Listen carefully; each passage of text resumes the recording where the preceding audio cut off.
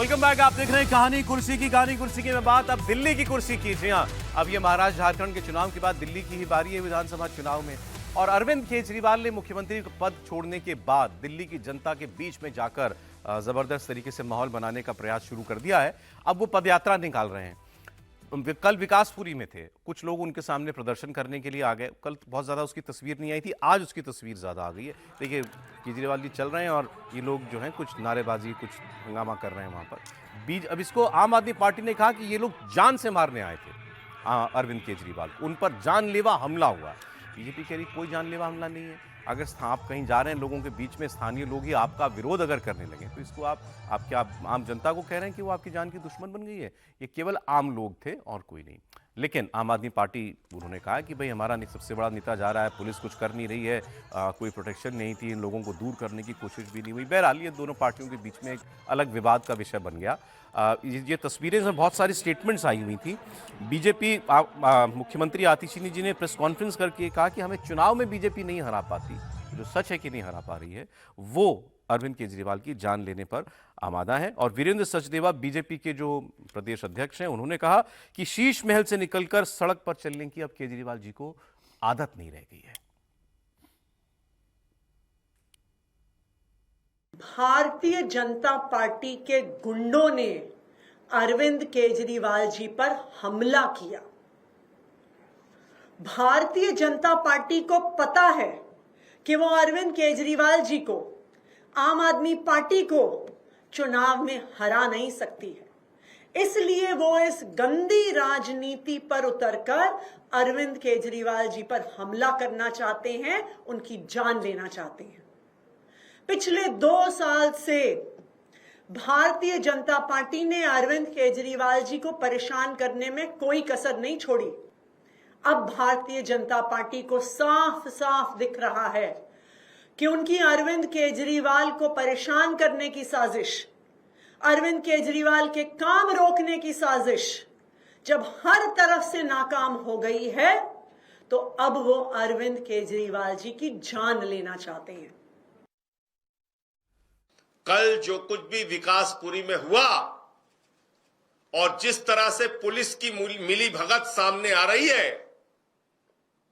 ये साफ तौर पे मैं कह रहा हूं, ये गहरा षड्यंत्र था अरविंद केजरीवाल को जान से मारने का।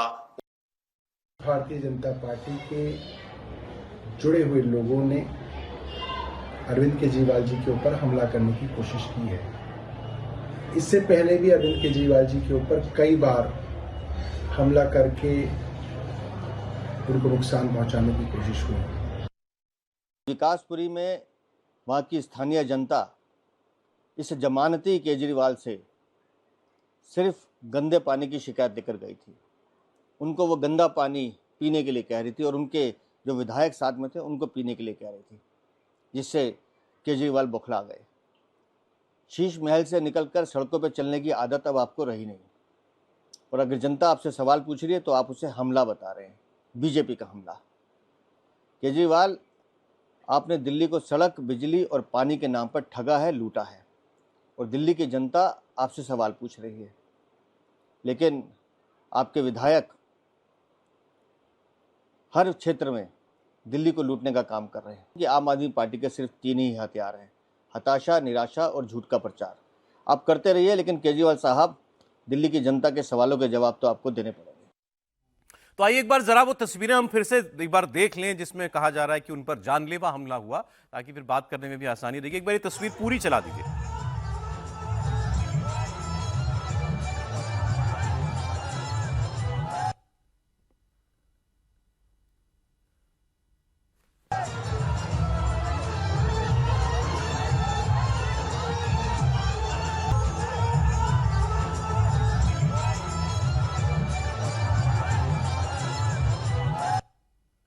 केजरीवाल जी बीच में चल रहे हैं, उनको अपने नेताओं से घिरे हुए, और काले कपड़े लेकर कुछ लोग काले झंडे लेकर वहां पहुंच जाते हैं।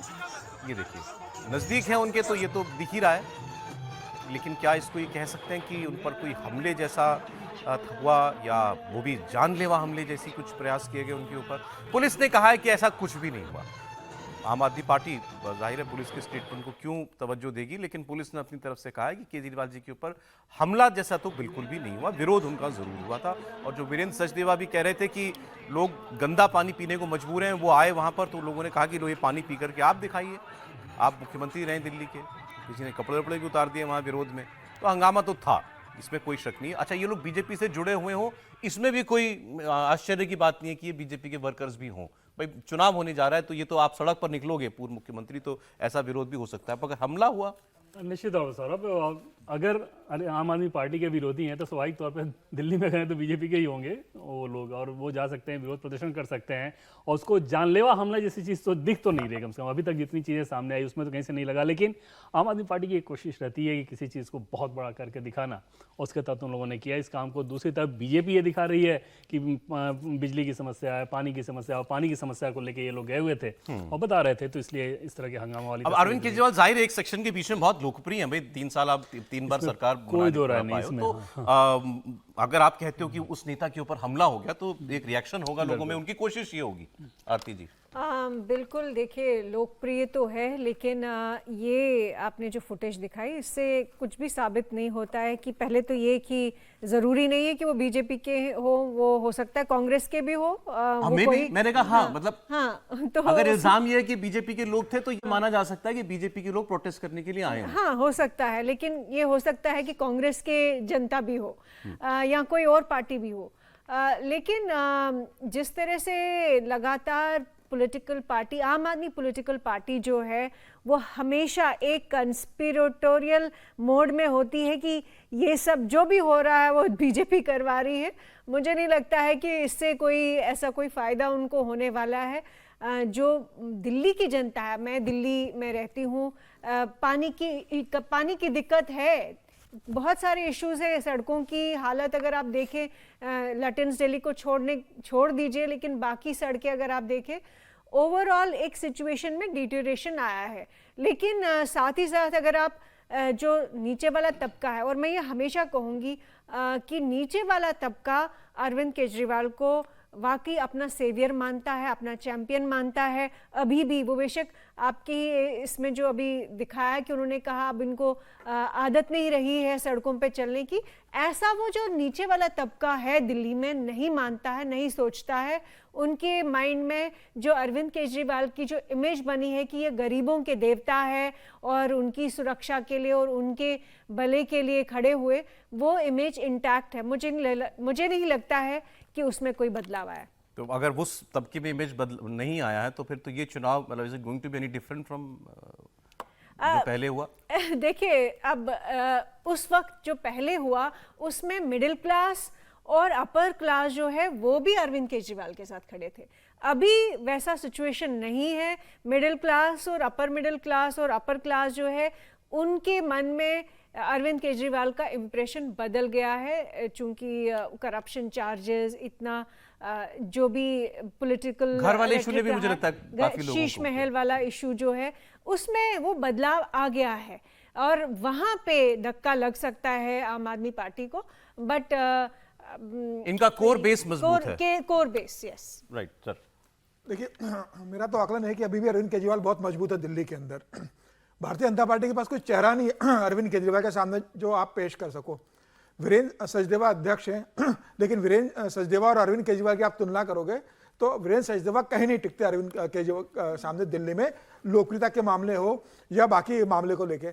ये बात सही है कि अरविंद केजरीवाल जब जेल में गए, जिस तरीके से लिकर स्कैम का उनके ऊपर आरोप लगा, उप मुख्यमंत्री मनीष सिसोदिया गए, संजय सिंह जेल के अंदर गए, सत्येंद्र जैन जेल के अंदर गए, बहुत लंबे समय बाद अरविंद ने मुख्यमंत्री पद छोड़ा, अब आतिशी मुख्यमंत्री बनी है। लेकिन आज भी जो गरीबों का एक बड़ा वर्ग है, जिन्हें बिजली मुफ्त में मिल जाती है, जिन्हें पानी मुफ्त में मिल रहा है, जिन्हें बस की यात्रा फ्री में मिल रही है, वो तबका मानता है कि 4 से 5 हज़ार रुपये महीना हमें अरविंद केजरीवाल की तरफ से एक सपोर्ट मिल रहा है और अब 1000 रुपये और देने की घोषणा कर दी गई है। तो मुझे लग रहा है कि कितना भी अरविंद केजरीवाल के खिलाफ भारतीय जनता पार्टी फिलहाल लिकर स्कैम को लेकर चले या हवा महल की बात करें, उनके बंगले को रहने के लेके, बहुत ज्यादा जमीनी स्तर पर इसका असर होगा नहीं।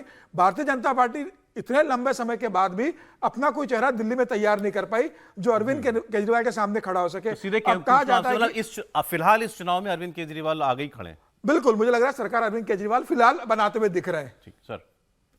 नहीं, अरविंद केजरीवाल सरकार बनाएंगे न बनाएंगे इस पर आज प्रश्न नहीं है, लेकिन अरविंद केजरीवाल क्या किसी मजहब के ऐसे नेता हैं कि उनका विरोध नहीं किया जा सकता है सामने से? क्या ऐसी किताब है जिनको छू देने से और वह पवित्र हो जाएगा?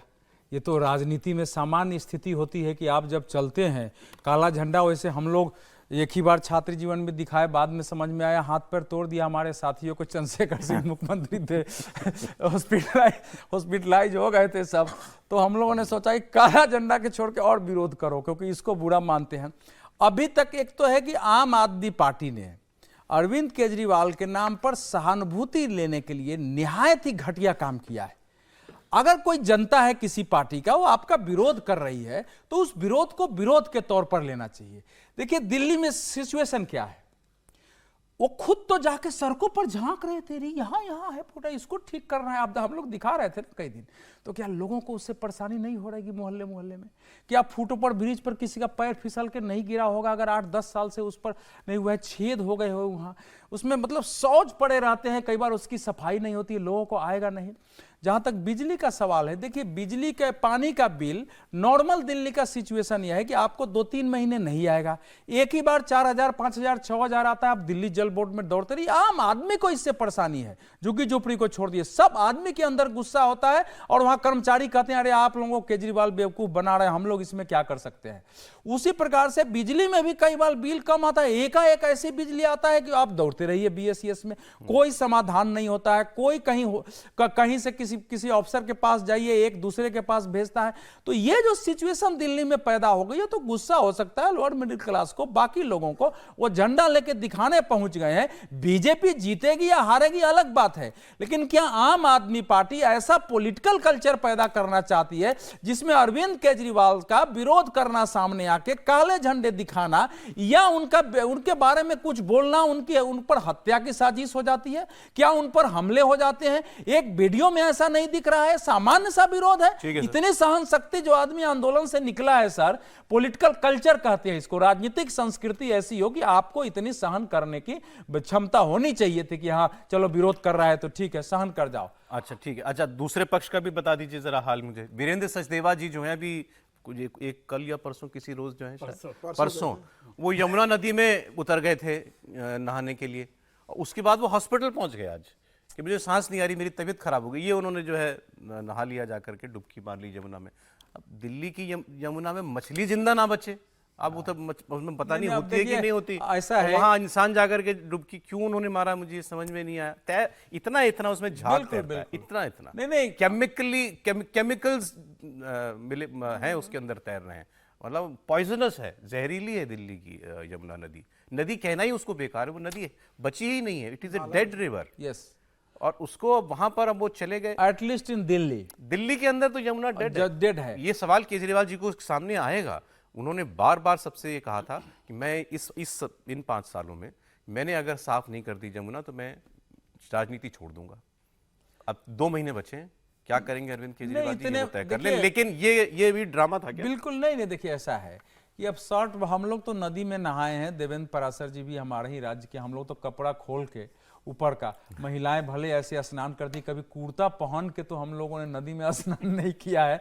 तो ये एक नया कल्चर देख रहे हैं। कुर्ता पहन के गए होंगे तो आधी गंदगी तो कुर्ते पर छन गई होगी। हाँ, दिल्ली में ये क्या है कि एक स्टंट पॉलिटिक्स करने की कोशिश करते हैं कि अरविंद केजरीवाल का ऐसे मुकाबला कर सकते हैं। स्टंट के लिए स्टंट जैसा व्यक्ति होना चाहिए, वो वीरेंद्र सचदेवा की बात नहीं है। ये बढ़िया था आपका, जिसको स्टंट करे, स्टंट करने के लिए स्टंट जैसा व्यक्ति चाहिए ना, उसके लिए मतलब उसके लिए इनके पास नेता है। कौन है?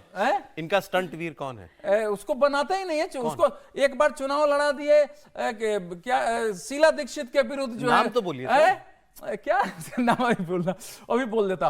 तो वो उसको हमने कहा कि भाई वो तो नौटंकीबाज नेता आपके बड़े हैं, अरविंद केजरीवाल के खिलाफ ले जाइए, वो कभी मटका लेके पहुंचेंगे, कभी कोई काम करेंगे तो मुकाबला हो सकता है। इतना पुराने नेता समझ गया। सुनिए अरविंद केजरीवाल मतलब भारत में अगर राजनीति में किसी को मतलब बेस्ट एक्टर अभिनय सम्राट की उपाधि देनी हो तो अभी भी अरविंद जी के सामने कोई दूसरा नहीं, तो उस टाइप से आदमी अब इनको तो लगता ही नहीं। दूसरी बात कि क्या भारतीय जनता पार्टी ने जमुना को इशू बना के कोई आंदोलन इस देश में किया हो तो बताइए। जमुना तो जीवनदायिनी है, हमको बताइए।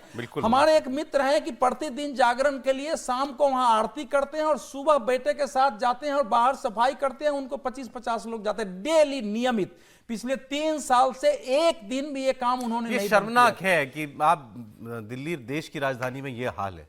कोई विधि में तो सोचता हूँ कोई बाहर से आता होगा तो क्या सोच के क्या इंप्रेशन लेकर के जाता होगा। आरती जी बिल्कुल, देखिए इनफैक्ट अगर आप देखें वेस्टर्न मीडिया जो कि खुद जिनकी कोई क्रेडिबिलिटी नहीं है और वो हमेशा इंडिया के खिलाफ ही एक उनका नैरेटिव चलता है, लेकिन कुछ बातों में वो सच्चाई लिखते हैं। दिल्ली में सबसे ज़्यादा पोल्यूशन जो विंटर्स में होता है, अभी हाल में अगर आप देखेंगे अस्पताल भरे हुए, लोग सब कंप्लेंट कर रहे हैं एलर्जीज की जो पोल्यूशन की वजह से हो रहा है। आप यमुना का हाल देख रहे हैं, नॉइज़ पोल्यूशन दिल्ली में है, जबकि सारे रूल्स रेगुलेशन जो है वो लिखे गए हैं कागज़ों पे, लेकिन कोई उस पर अमल नहीं कर रहा। वो उसका कारण भी एक 2-3 कारण है पोल्यूशन के, तो हमें मालूम ही है कि स्टबल बर्निंग है, वेहिकुलर पोल्यूशन है, लेकिन साथ ही साथ जो दिल्ली में अगर आप देखें कितनी तेज़ी से पिछले 30 साल में अर्बनाइजेशन हुआ है और इमिग्रेशन जो हो रही है कि आसपास के इलाके नॉर्थ में कितने लोग जो है हर साल मिलियंस में बढ़ते जा रहे हैं। इस वक्त 26 मिलियन से शायद ज़्यादा दिल्ली की पॉपुलेशन है। तो ये क्या दिखा रहा है? ये दिखा रहा है कि नॉर्थ में अर्बनाइजेशन जो है इक्विटेबल नहीं हुई है। बाकी जो सेंटर्स बनने चाहिए थे, अर्बन सेंटर जहाँ पे एम्प्लॉयमेंट जनरेट हो, वो नहीं हो रहे हैं। सब यहीं पे आ रहे हैं क्योंकि दिल्ली में एक अपॉर्चुनिटी है। और उस वजह से जो अगर आप म्यूनिसिपैलिटीज़ का हाल देखें, जो मैं अभी बात कर रही थी कि सड़कों का अगर आप हाल देखें, और ये सब माना जाता है कि इनफैक्ट दिल्ली का सबसे बड़ा जो शर्म डिसग्रेस थी जो हम लोगों का जो गार्बेज डंप्स जो अब कहीं हद तक जो है वो कम होते जा रहे हैं, लेकिन गार्बेज डंप एक सिंबल देश के पहाड़ छोटे हो रहे हैं। हाँ, थोड़े बहुत, लेकिन देश की कैपिटल में जब गार्बेज डंप हो वो सिंबल बन जाए तो वो क्या दिखाता? वो ये दिखाता है कि ओवरऑल इंडियन अर्बन प्लानिंग और जो हमारे एनवायरनमेंट है हम उसका ध्यान नहीं दे रहे।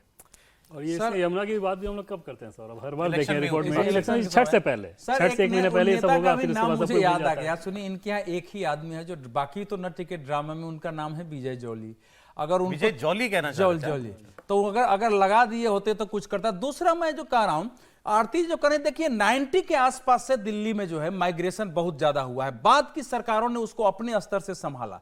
इनफैक्ट 93 में जब चुनाव हुआ था तो वो दिल्ली का केवल चुनाव नहीं था, बिहार से, यूपी से इतनी भारी संख्या में लोग आए थे। तो ये एक भारत में दिल्ली की ओर आने का प्रोसेस जब से कोलकाता और पश्चिम बंगाल कमजोर हुआ, तो चाहे नॉर्थ ईस्ट से हो, बिहार से हो, पूर्वी उत्तर प्रदेश से हो, सब दिल्ली की ओर आए। बाकी सरकारों ने उसको संभाला है। अगर हम उसके कहते हैं तो फिर अरविंद केजरीवाल को हम कंसेशन दे देते हैं। आपको उसके अनुरूप अपना बनाना है। उसका यह मतलब नहीं है कि आप रोड को ऐसा ध्वस्त कर दीजिए कि 6 महीने में गाड़ियों की टायर खत्म हो जाए, ट्रैफिक जाम हो जाए, पानी लगी रहे वहां। एक कार्यक्रम से, सुनिए, एनडीएमसी से मैं कार्यक्रम से रात में बरसात में निकला और गाड़ी लग रही थी कि डूब जाएगी हमारी फिरोज शाह रोड तक आने निकलने का उपाय नहीं था। कम से कम 300-400 गाड़ियां उसमें फंसी हुई थी। रात में हमने एक वीडियो बनाया। ये तो दिल्ली की हालत जिसको आप कह रहे हैं लुटियंस जोन की मैं हालत बता रहा हूं, ये दुर्दशा हो गई। महाराष्ट्र से निपट ले, फिर दिल्ली पर आएंगे ही तो